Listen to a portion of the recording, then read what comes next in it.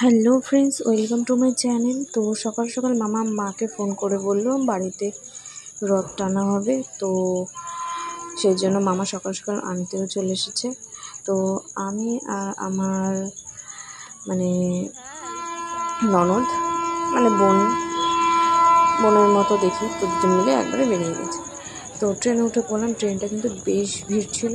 তো এবার ট্রেনে একটু কষ্ট হচ্ছিল কারণ শাড়ি পরেছিলাম।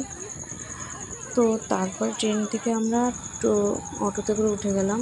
আর নামতে না নামতেই ট্রেন থেকে বেশ বৃষ্টি শুরু হয়েছে ফ্রেন্ডস। তারপর বৃষ্টিতে কিন্তু বেশ ভিজে গিয়েছিলাম, মানে শাড়িটা ভিজে গিয়েছিল। তো যাই হোক, তারপরে আমরা অটো থেকে নেমে সাইকেল মানে ভেবেছিলাম রিজার্ভ করে যাব। অটো যেহেতু অনেকটা দূর তাই যায় না। তো মামা বললো চ সাইকেলে করেই চ। তো ছোটো বললো আমি তো চিনি, তুমি সাইকেলে করে উঠে পড়ো, শাড়ি পরে আছো চলে যাও, আমি হেঁটে হেঁটেই চলে যাব।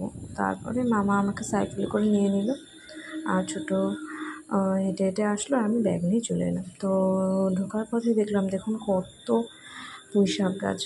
বাড়িটা কিন্তু পুরো পুঁইশাক গাছে ভরে গেছে। শুধু পুঁইশাক গাছ নয়, আরও অনেক নানান পদের গাছ ছিল, ভেন্ডি গাছ, তারপরে আরও অনেক ধরনের গাছ। তো তারপরে ফ্রেন্ডস, এই রথযাত্রার মানে উল্টো রথের দিন কিন্তু দেখুন আমাদের এখানে তো মানে জনাইয়ের দিকে উল্টো রথই ছিল, কিন্তু তো উল্টো রথের সময় মামারা রথ যে টেনেছিল, তো সেই দিনকে রথযাত্রাই বলছি। তো এই দিনে কিন্তু দেখুন সূর্যের পাশ থেকে কিন্তু গোল রামধনু উঠেছিল। তো রামধনুটা আপনাদের দেখাই, পুরো সূর্যের পাশ থেকে পুরো রাউন্ড করে দেখতে কিন্তু অসাধারণ লাগছিল। তো অনা বলছিল দেখো র্যাম্বো উঠেছে এই পুকুরের জলে। তো যে পুকুরের জলে তাকালাম, তারপর উপরের দিকে তাকালাম, তখন দেখি পুরো গোল উঠেছে। তো তারপরে গেলাম একটু রথটা দেখে আসি সকাল সকাল। তো তখনও কিন্তু রথ বেরোয়নি, রথ বেরোবে পরে বিকেল টাইমটায়। তো রথটা কিন্তু খুব সুন্দর করে সাজানো হয়েছিল বন্ধুরা। আর নিচে রান্না বান্না হচ্ছিল, খিচুড়ির রান্না, দিদা রান্না করছে খিচুড়ি প্রসাদ।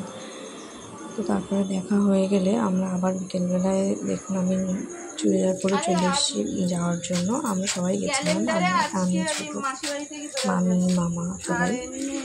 তো তারপরে আমরা রথটা মানে তখন গিয়ে যে রথ মানে ভোগ দেওয়া হচ্ছিলো রথের সামনে, ভোগ তারপরে নানান প্রসাদ দেওয়া হলো। তো ফ্রেন্ডস, এই সময়টা কিন্তু এর আগে কৃষ্ণ ঠাকুরের যেরকম মাথায় তিলক থাকে, মাথায় কপালে, তো সেরকম তিলকও সবাই নিয়ে তারপরে পুজো মানে ঠাকুরকে ডাকা হলো। তো তারপরে আমরা ভোগ খেতে বসলাম। দেখুন মামাকে ভোগ খেতে বসেছে। মামার মেজাজ কিন্তু খুব হাসিখুশি, সবসময় হাসি খুশি থাকে, আর সবার সাথে মিলেমিশে থাকতে খুব ভালোবাসি। তো তারপরে আমরা খাওয়া দাওয়া হয়ে গেলে আমরা এই রথ নিয়ে বেরোলাম।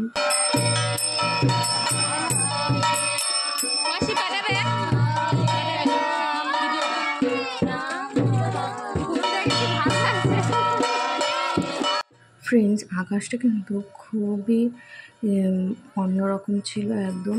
আর রাস্তা যেতে দেখুন এই কাঠগোলাপ গাছটা আমি দেখতে পেলাম। কাঠগোলাপ কিন্তু আমার খুবই পছন্দের একটা গাছ।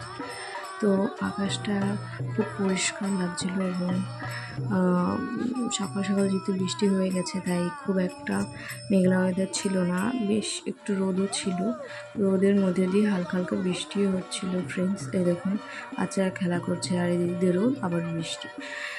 তো এইভাবেই আমরা আনন্দ করতে করতে আমরা রথযাত্রা করলাম এবং রথ টেনে আমরা রাস্তা দিয়ে ঘুরলাম। খুব আনন্দ হলো এবং খুব মজা হলো।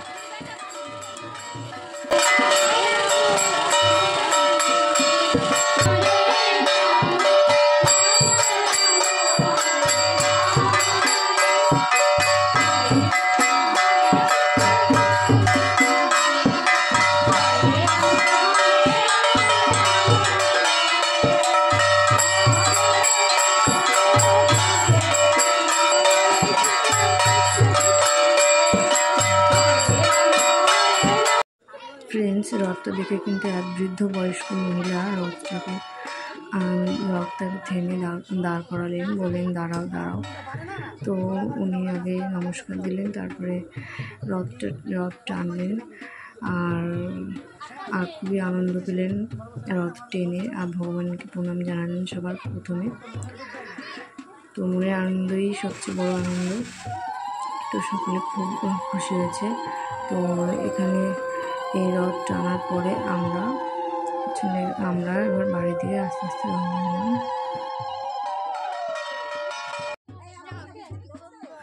তো বাড়িতে চলে এসেছি রথ রেখে। তো এখানে দেখুন রথ আশেপাশে দেখলাম আমার বাড়িতে কত এলাকা গাছ হয়েছে এখানে, আর গাছে অনেক ফলও রয়েছে। ফ্রেন্ডস, রাতের জন্য কিন্তু আলাদা আলাদা জিনিস আনা হলো। তো মামাই মানে সব আনলো, ছোটও আনলো। তো চাউমিন, ফুচকা, তারপরে রাত্রিবেলা আবার বিরিয়ানি, অনেক কিছুই খেলাম। তো মামি দেখো বিরিয়ানির জন্য বেরেস্তা তৈরি করছে। কাঠের উনুনে আলু ভাজা হয়ে গেছে। তো সবার লাস্টে যে বিরিয়ানি তৈরি হয়ে গেছে। তো পুরো দিনটা আমরা খুবই এনজয় এবং খুব আনন্দ করলাম। খাওয়া দাওয়া একদম খুবই ভালো হয়েছে আর খুব আনন্দ হয়েছে। তো বন্ধুরা, ভালো লাগলে লাইক